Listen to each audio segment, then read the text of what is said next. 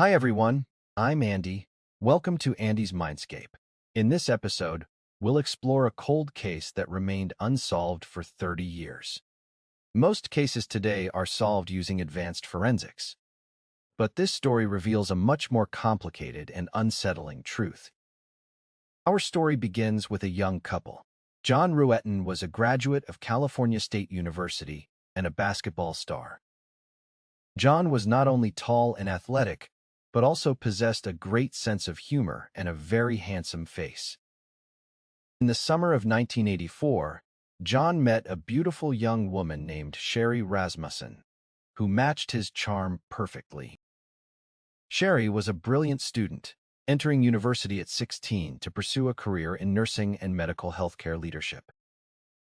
By age 20, Sherry had already become the head nurse at the Glendale Medical Center, showcasing her incredible professional talent. Though Sherry was 2 years older than John, their relationship developed rapidly, fueled by mutual admiration and deep love. November 1985, exactly 1 year after they met, this golden couple officially entered the Sacred Hall of Marriage. By February 1986, the couple had been married for 3 months, living happily in their new home together. It was Monday, the 24th of February. John woke up early to prepare for work, following his usual productive morning routine.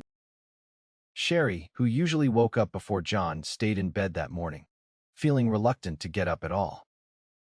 Sherry's hospital had scheduled her for a human resources training course, but she felt it was completely irrelevant. The couple had watched a late-night movie the evening before, leaving Sherry feeling exhausted and wanting to stay home.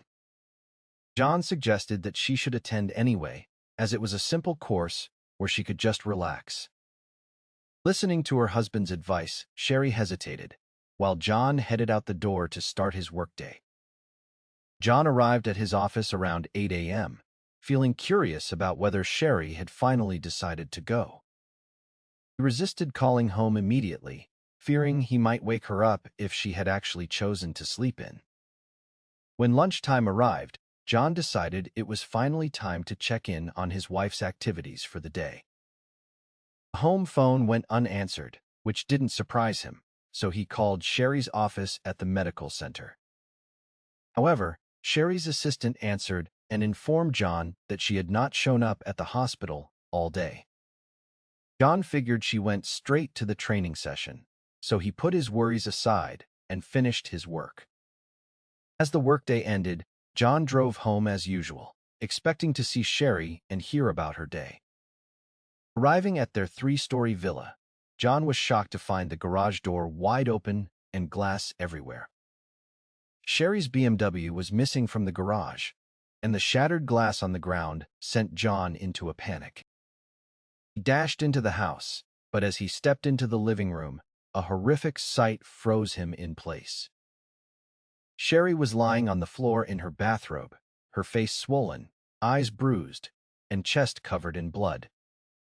Police arrived quickly and discovered the living room had been disturbed, with stereo equipment stacked near the door. The VCR and CD player were piled near the stairs, with visible red smudges on the surface of the electronics.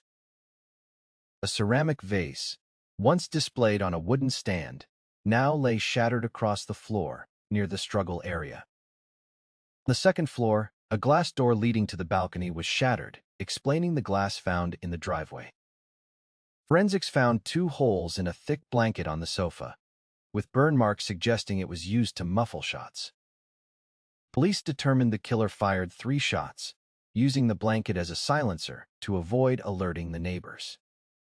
There were no signs of forced entry, and besides Sherry's car, no other valuable items were actually stolen.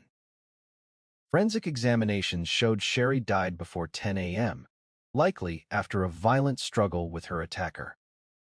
A clear bite mark was found on Sherry's inner left forearm, providing a vital saliva sample for evidence. Detective Meyer initially questioned John, as husbands are often the primary suspects in domestic homicide cases. John provided a solid alibi, and after basic verification, the police officially cleared him as a suspect. Meyer concluded it was a burglary gone wrong, theorizing that the killers didn't expect anyone to be home. He believed Sherry surprised the thieves, leading to a chase up the stairs and a desperate, fatal struggle. Meyer even suggested there were two killers, as one person couldn't drive 2 cars away from the scene.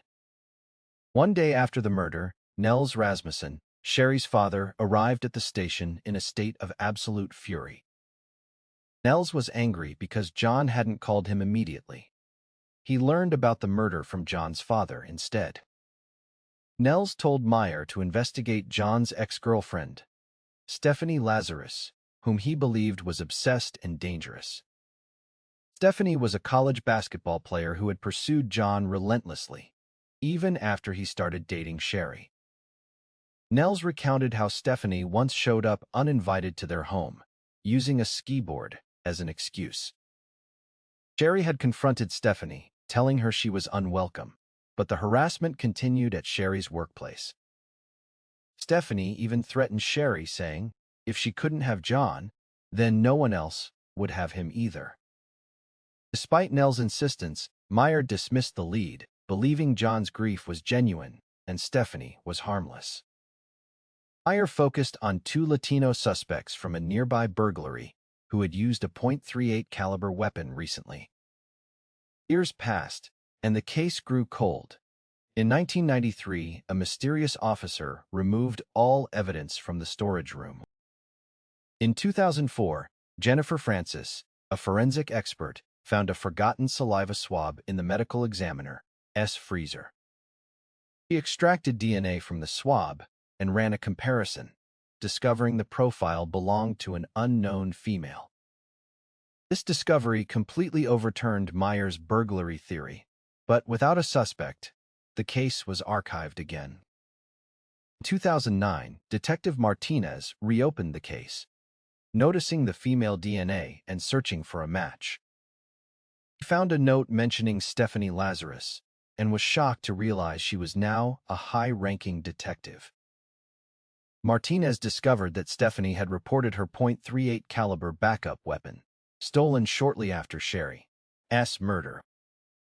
To get her DNA, undercover officers followed Stephanie to a Costco, waiting for her to discard a cup. After she left, an officer grabbed the cup, and the lab confirmed a perfect match to the 1986 bite mark. In June 2009, they lured Stephanie into a basement room, asking for her help with an art theft case.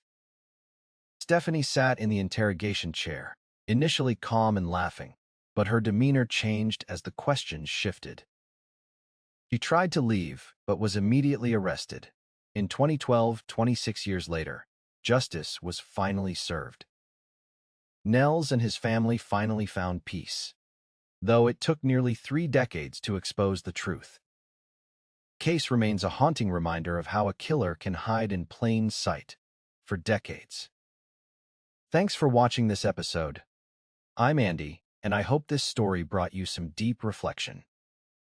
If you enjoyed this, please like and subscribe. See you in the next mystery. Goodbye.